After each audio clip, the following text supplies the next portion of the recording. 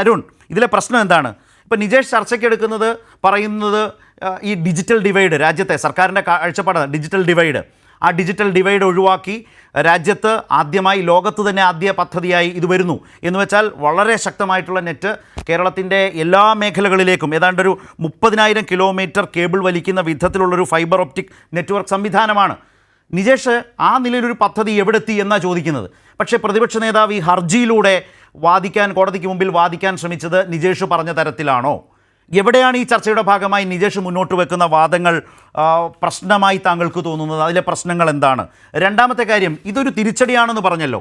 ആ തിരിച്ചടി നേരിട്ട പ്രതിപക്ഷ നേതാവിന് ധാർമ്മികമായ പദവിയിൽ തുടരാൻ അർഹതയുണ്ടോ? ആ തീരുമാനമെടുക്കേണ്ടത് ആ രാഷ്ട്രീയ മുന്നണിയാണ്, അല്ലെങ്കിൽ ആ പാർട്ടിയാണ്. പക്ഷേ ധാർമ്മികമായി വി ഡി സതീശന് ആ പദവിയിൽ തുടരാൻ അർഹത നഷ്ടപ്പെട്ടോ?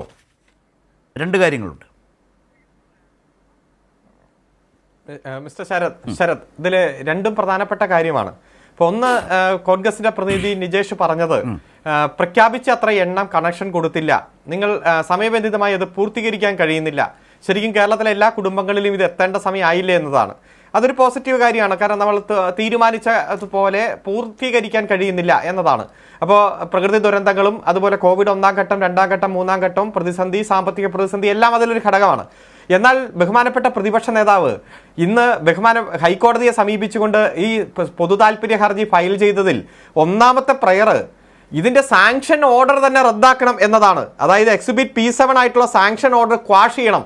അതായത് ഈ പദ്ധതി എന്നേക്കുമായി അവസാനിപ്പിക്കണം എന്നതാണ് പ്രതിപക്ഷ നേതാവ് ആവശ്യപ്പെട്ടത്. അപ്പോൾ ഒന്ന് ആലോചിച്ച് നോക്കിയേ, ഈ പദ്ധതി പ്രതിപക്ഷ നേതാവ് ആവശ്യപ്പെടുന്നു എന്നേക്കുമായി അവസാനിപ്പിക്കണം. ഈ പദ്ധതി ആരംഭിക്കാനായി 2019 കൊടുത്ത സാങ്ഷൻ ഓർഡർ റദ്ദ് ചെയ്യണം എന്നതാണ്. ഇപ്പൊ കോൺഗ്രസിന്റെ പ്രതിനിധി ചിലരോടെ പോസിറ്റീവായിട്ട് പറഞ്ഞു, അത് നിങ്ങൾ നിശ്ചയിച്ച എണ്ണം, പ്രഖ്യാപിച്ച എണ്ണത്തിലേക്ക് വന്നിട്ടില്ല എന്ന രൂപത്തിൽ പറയുകയാണ്. അതിൽ ഏറ്റവും ഗൗരവമായിട്ടുള്ള ഒരു കാര്യം വിരോധാഭാസം എന്ന് പറയാം. പിന്നെ രണ്ടാമത്തെ പ്രയർ, ഈ പദ്ധതിയെക്കുറിച്ച് CBIയെ കൊണ്ട് അന്വേഷിക്കണം എന്നതാണ്. ആരാ CBI?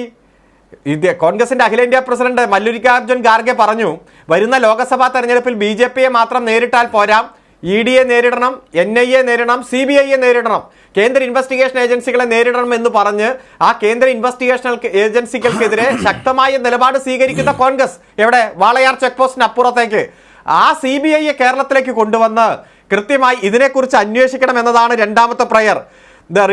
Issue a writ of mandamus directing the 16th and 17th respondent, അത് രണ്ടും CBI ആണ്. To initiate and enquiry into the K-Phone project എന്ന് ആവശ്യപ്പെട്ടിരിക്കുകയാണ്. ഒന്നാമത് ഈ പദ്ധതി ക്വാഷ് ചെയ്യണം, അതായത് ഈ പദ്ധതി തന്നെ സാങ്ഷൻ ഓർഡർ കൊടുത്തത് റദ്ദാക്കി എന്നേക്കുമായി കേരളത്തിൽ ഈ പദ്ധതി അവസാനിപ്പിക്കണം. രണ്ടാമത് ഈ പദ്ധതിയെക്കുറിച്ച് വിശദമായി CBIയെ കൊണ്ടുവന്ന അന്വേഷണം നടത്തിക്കണം എന്ന രണ്ട് ആവശ്യമാണ്.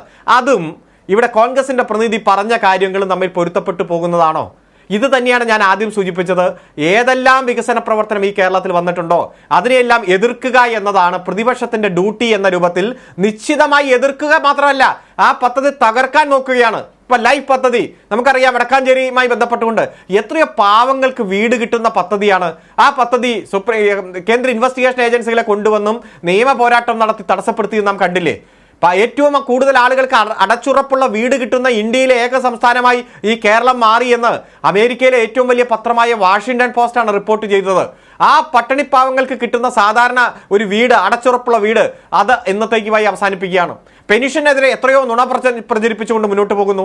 18 മാസം പെൻഷൻ കൊടുക്കാതെ ഭരണത്തിൽ നിന്ന് പോയ UDF ആണ് 3-4 മാസം കുടിശ്ശിക വരുമ്പോഴേക്കും അതിനെതിരെ വലിയ തരത്തിലുള്ള നുണപ്രചരണവുമായി ഇറങ്ങിത്തിരിക്കുന്നത് എന്ന് നമുക്ക് കാണാൻ കഴിയും. ആദ്യം സൂചിപ്പിച്ചതുപോലെ AI ക്യാമറയുടെ അവസ്ഥയിലും ഇതാണ് ഉണ്ടായത്. തമിഴ്നാട്ടിൽ നിന്നെല്ലാം പഠിക്കാൻ ഇങ്ങ് വരിക, മറ്റ് സംസ്ഥാനങ്ങളിൽ നിന്ന് AI ക്യാമറയെ കുറിച്ച് പഠിക്കാൻ കേരളത്തിലേക്ക് വന്ന് പഠിച്ച് തിരിച്ചു പോകുന്നു. അന്നേരം ഹൈക്കോടതിയിൽ കൊണ്ടുപോയി ഒരു റിട്ട് പെറ്റീഷൻ. ഒരു രൂപ പോലും ഗവൺമെന്റിന്റെ ഖജനാവിൽ നിന്ന് മുടക്ക് വന്നില്ല. വരാൻ പോകുന്ന കളക്ട് ചെയ്ത് കിട്ടുന്ന തുകയിൽ നിന്നാണ് അതിന്റെ മുടക്കുമുതൽ കൊടുക്കേണ്ടത്. അവിടെയാണ് പറഞ്ഞത് ഈ രാഷ്ട്രീയ ധാർമ്മികതയ്ക്ക് നിങ്ങളൊരു അഫിഡവിറ്റ് ഫയൽ ചെയ്യാൻ ഹൈക്കോടതി പറയുന്ന സാഹചര്യം ഉണ്ടായത്. ജലമട്രയിൽ 6 മാസം കൊണ്ട് 10 ലക്ഷം പേരാ യാത്ര ചെയ്തത്. 10 ലക്ഷം പേർ ഇപ്പൊ 8 മാസം കൊണ്ട് 14 ലക്ഷം പേരായി. മറ്റൊരു സ്ഥലത്തും ഇല്ലാത്ത വികസന പ്രവർത്തനങ്ങളല്ലേ. അപ്പൊ അതുകൊണ്ട് പ്രതിപക്ഷം ഈ ഗവൺമെന്റിന്റെ വികസന അജണ്ടകളെ തകർക്കാൻ, ജനങ്ങളുടെ കണ്ണിൽ പൊടിയിടാൻ. അരുൺ, നിജേഷ് പറഞ്ഞത് അങ്ങനെയല്ല. അദ്ദേഹം പറഞ്ഞത് നാട്ടിലൊന്നും നടക്കുന്നില്ല, നിങ്ങൾ നാട്ടിലിറങ്ങി നോക്കണം. ആ യാത്ര എന്തിനാണ് നടത്തിയത് ഞങ്ങൾക്കാർക്കും മനസ്സിലായിട്ടില്ല, ഷൈല ടീച്ചർക്ക് മനസ്സിലായിട്ടില്ല, പിന്നെ വേറെ ആർക്കും മനസ്സിലായിട്ടില്ല എന്നൊക്കെ തരത്തിലാണ് അദ്ദേഹം അതിനെ മനസ്സിലാക്കി വെച്ചിട്ടുള്ളത്. അദ്ദേഹം അത് അവതരിപ്പിച്ചല്ലോ. അല്ല, നിജേഷ് അരവിന്ദ് അങ്ങനെ പലതും സൂചിപ്പിക്കും. ഇപ്പോൾ ഞാൻ കൊച്ചിയിൽ നിന്നാണ് സംസാരിക്കുന്നത്. ജലമെട്രോയിൽ ഒരു ടിക്കറ്റ് കിട്ടണമെങ്കിൽ കാത്തിരിക്കണം. കാരണം ജലമെട്രോയിൽ 6 മാസം കൊണ്ട് 10 ലക്ഷം പേർ യാത്ര ചെയ്തു എന്ന് പറയുമ്പോൾ ആ പദ്ധതിയുടെ 4/1 ഇപ്പോൾ കമ്മീഷൻ ചെയ്തിട്ടുള്ളൂ. കൊച്ചിയിലെ 10 ദ്വീപുകളെ കൂട്ടിയോജിപ്പിക്കുന്ന ഇത്ര മനോഹരമായിട്ടുള്ള പദ്ധതി പൂർത്തീകരിച്ചാൽ ടൂറിസം ഭൂപടത്തിൽ ഈ കേരളം ഒന്നാമതാകുമെന്നതിൽ യാതൊരു സംശയമില്ല. ഇന്ത്യയിൽ ഈ തവണ ഏറ്റവും കൂടുതൽ ടൂറിസ്റ്റ് വന്നത് നമ്മുടെ ഈ കൊച്ചു കേരളത്തിലേക്കാണ്. നിജേഷിനെ ഞാൻ ചെല്ലാനത്തേക്ക് സ്വാഗതം ചെയ്യുകയാണ്. ഓരോ മഴക്കാലത്തും മുഴുവൻ വീടുകളിലും കടൽ വെള്ളം അടിച്ചു കയറി അവരുടെ എല്ലാം നഷ്ടപ്പെടുന്ന ചെല്ലാന നിവാസികൾ പറയും ടെട്രോപ്പാഡ് വികസനത്തെക്കുറിച്ചും അവിടെ ഉണ്ടായ മാറ്റത്തെക്കുറിച്ചുമെല്ലാം അവർ ചൂണ്ടിക്കാണിക്കും. അതുപോലെ തന്നെ നമുക്കറിയാം ജലപാതയുടെ പണി അവസാന ഘട്ടത്തിലാണ്. ആ ദേശീയപാത ഒന്ന് നോക്ക്. ഇന്നത്തെ പത്രത്തിൽ നിങ്ങൾക്ക് വേണ്ടി പരസ്പരം ബാധിക്കുന്ന മനോരമയടക്കം സൂചിപ്പിച്ചിട്ടുണ്ട്. 5580 കോടി രൂപ സംസ്ഥാന ഖജനാവിൽ നിന്ന് എടുത്തു കൊടുത്തിട്ടാണ് ഇന്ത്യയിൽ ഏക സംസ്ഥാനം 25% പണം കയ്യിൽ നിന്ന് എടുത്തുകൊണ്ട് ഭൂമി ഏറ്റെടുക്കൽ പൂർത്തീകരിച്ചത്. ഒന്ന് കാസർഗോഡ് സൈഡിലേക്കും ഒന്ന് ആലപ്പുഴ കൊല്ലം വഴിയെങ്കിൽ പോയാൽ നമുക്ക് കാണാൻ കഴിയും ദേശീയപാതയുടെ വികസനം 6 വരി പാത എത്ര യുദ്ധകാലാടിസ്ഥാനത്തിലാണ് പുരോഗമിക്കുന്നതെന്ന്. നിങ്ങളുടെ കാലത്ത് ദേശീയപാത കേരളത്തിൽ നടപ്പില്ല, ഒരിക്കലും ഭൂമി ഏറ്റെടുക്കൽ സാധിക്കില്ലെന്ന് പറഞ്ഞ് ഉപേക്ഷിച്ച പദ്ധതിയാണ്. ദേശീയപാത അതോറിറ്റി പൂട്ടും താക്കോലും പിടിച്ചുകൊണ്ട് ഇവിടുന്ന് തിരിച്ചു പോയതാണ്. ഗെയിൽ പൈപ്പ് ലൈൻ പദ്ധതി ഉപേക്ഷിച്ചു പോയതാണ്. ഇവരെല്ലാം തിരിച്ചു കൊണ്ടുവന്ന വികസന പ്രവർത്തനങ്ങൾ ഓരോന്നായി നടത്തി മുന്നേറുമ്പോൾ ഇവിടെ ഒന്നും നടക്കുന്നില്ല എന്ന് പറഞ്ഞാൽ നിജേഷെ ഒന്ന് നാട്ടിലൊക്കെ ഇറങ്ങി നടന്നു കഴിഞ്ഞാൽ ജനങ്ങൾ ചൂണ്ടിക്കാണിച്ചു തരും. അതുപോലെ തന്നെ നിങ്ങൾക്ക് കാണാൻ കഴിയും ദേശീയപാതയുടെ രാത്രിയും പകലും നിന്നുള്ള പണി. കാരണം നമ്മെ സംബന്ധിച്ചിടത്തോളം ഒരു നവകേരള നിർമ്മിതിയിലേക്ക് ലോകത്തെ എല്ലാ വികസിത രാജ്യങ്ങൾക്കും ഒരു പടിയോടെ മുന്നിലേക്ക് ഈ കേരളത്തെ കുതിപ്പ് ഊട്ടി ഉറപ്പിക്കുന്ന പദ്ധതികളുമായി കേരളം മുന്നോട്ട് പോവുകയാണ്. നിങ്ങൾ ഇങ്ങനെ നുണ പ്രചരിപ്പിച്ച് റിപ്പറ്റീഷൻ കൊടുത്ത് നല്ല അടിയും തിരിച്ചടിയൊക്കെ വാങ്ങിച്ച് അങ്ങ് പോയിക്കോട്ടെ. ഒന്നോ രണ്ടോ വാചകത്തിൽ മാത്രം ഒരു മറുപടി അരുണിലേക്ക്, അതിനുശേഷം പ്രേംകുമാറിലേക്ക്, പിന്നീട് നിജേഷിലേക്കുമാണ് വരാൻ പോകുന്നത്. അതായത് അരുൺ, ഇപ്പോൾ ഒറ്റ മുഖ്യമന്ത്രിയാണ് 2 ഭരണത്തിലും, അത് പിണറായി വിജയനാണ്. പക്ഷേ 2 പ്രതിപക്ഷ നേതാക്കൾ വന്നു. ഒന്ന് രമേശ് ചെന്നിത്തല, ഇപ്പോൾ വി ഡി സതീശൻ. രമേശ് ചെന്നിത്തലയുടെ കാലത്ത് തുടങ്ങി വി ഡി സതീശനിലൂടെ സഞ്ചരിക്കുമ്പോൾ അവർ രണ്ടുപേരും ഇനിഷ്യേറ്റീവ് എടുത്ത നിയമപരമായി കോടതിയിൽ സർക്കാരിനെ നേരിടുന്ന ഒരു പ്രക്രിയയുണ്ടല്ലോ. ഇതിലേതിലെങ്കിലും ഒരെണ്ണത്തിൽ അല്ലെങ്കിൽ ഏതെങ്കിലും ഒരു ഘട്ടത്തിൽ സർക്കാരിന് വെല്ലുവിളിയായ ഒരു സാഹചര്യം ഇരുവരുടെയും ഭാഗത്തു നിന്ന് ഉണ്ടായിട്ടുണ്ടോ? ഏതെങ്കിലും ഒരു കേസിൽ അത്തരം ചില സ്പ്രിംഗ്ലർ മുതൽ എന്ന നിലയിൽ നിജേഷ് അവതരിപ്പിക്കുന്ന കേസുകളിൽ പോരാടി മുന്നേറിയതിൻ്റെ ഒരു ഷെയ്ഡ് അല്ലെങ്കിൽ അത്തരം ഒരു സൂചന അദ്ദേഹത്തിൻ്റെ വാചകത്തിൽ ഉണ്ടായതുകൊണ്ട് മാത്രമാണ് ആ ചോദ്യം. അങ്ങനെ എന്തെങ്കിലും ഉണ്ടോ? കഴിഞ്ഞ 7.5 വർഷമായി നിരവധി തവണയാണ് പ്രതിപക്ഷ നേതാവും അതുപോലെ KPCC പ്രസിഡന്റുമെല്ലാം ഗവൺമെന്റിന്റെ വികസന പ്രവർത്തനങ്ങൾക്കെതിരെ കോടതിയിൽ പോയത്. പക്ഷെ ഇതുവരെ സാധാരണ ഒരു റിട്ട് പെറ്റീഷൻ വന്നാൽ എത്ര മെറിറ്റ് ഇല്ലെങ്കിലും ആ കോടതി ഫയലിൽ സ്വീകരിക്കും, എതിർഭാഗത്തിന് നോട്ടീസ് അയക്കും, അവരെ കേട്ടതിന് ശേഷം മെറിറ്റിൽ തീരുമാനമെടുക്കും.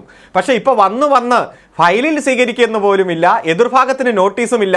ആ റിട്ട് പെറ്റീഷൻ തന്നെ തിരുത്തി കൊണ്ടുവന്നില്ലെങ്കിൽ അതിശക്തമായിട്ടുള്ള കമന്റ് നിങ്ങൾക്കെതിരെ ഉണ്ടാകും, അതിശക്തമായിട്ടുള്ള ഉത്തരവ് നിങ്ങൾക്കെതിരെ ഉണ്ടാകും എന്ന രൂപത്തിൽ, അല്ലെങ്കിൽ നിങ്ങൾക്കും ധാർമ്മികതയുണ്ട് എന്ന് പറഞ്ഞൊരു അഫിഡവിറ്റ് ഫയൽ ചെയ്യ് എന്ന രൂപത്തിലേക്ക് മാറിയിരിക്കുകയാണ്. ഒറ്റ ചോദ്യമുള്ളൂ, 17 ആണോ വലുത് 4 ആണോ വലുത്? ആകെ 21 MLA-മാരുള്ള കോൺഗ്രസിൽ 17 സീറ്റ് കിട്ടിയ ആളെ പ്രതിപക്ഷ നേതാവിൽ നിന്ന് മാറ്റി 4 വോട്ട് കിട്ടിയ ആള് കൃത്യമായി പ്രതിപക്ഷ നേതാവായി വന്നപ്പോൾ ഞാനാണ് മികച്ചത് എന്ന് തെളിയിക്കാൻ വേണ്ടി നടത്തുന്ന ഇടപെടലാണ്. കനത്ത തിരിച്ചടി ജനങ്ങളിൽ നിന്നും കിട്ടുന്നു, കോടതിയിൽ നിന്നും കിട്ടുന്നു, മറ്റെല്ലാ മേഖലയിൽ നിന്നും കിട്ടി മുന്നോട്ട് പോകുന്നതാണ്. അതൊക്കെ ജനങ്ങൾ നന്നായി മനസ്സിലാക്കുന്നുണ്ട്.